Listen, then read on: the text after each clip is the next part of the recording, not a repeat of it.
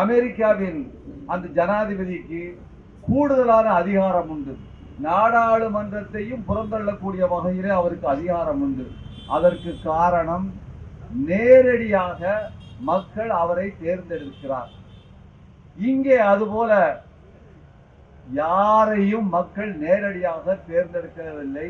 யாரு? லோக்கல் கவர்மெண்டில் உள்ள இந்த பஞ்சாயத்து போர்டு பிரசிடென்ட்களை தவிர வேறு எவரையும் மக்கள் நேரடியாக தேர்ந்தெடுப்பதில்லை. எனவே இவர்களுக்கு கூடுதலான அதிகாரம் உண்டு. இந்த நாட்டில் 60% மேலான மக்கள் கிராமப்புறங்களிலே வாழ்கிறார்கள். இவர்களுடைய வாழ்க்கையை நிர்ணயம் செய்யக்கூடிய, இவர்களுடைய பொருளாதாரத்தை, இயற்கை வளங்களை எவ்வாறு செலவழிக்க வேண்டும் என்று சொல்லக்கூடிய அந்த அனைத்து விஷயங்களையும் முடிவு செய்யக்கூடியதுதான் இந்த லோக்கல் பஞ்சாயத்து. லோக்கல் என்று சொல்லுகின்ற வார்த்தை கூட தவறு என்பதை கூட தோழர் சுட்டிக்காட்டினார். Government, panchayat government.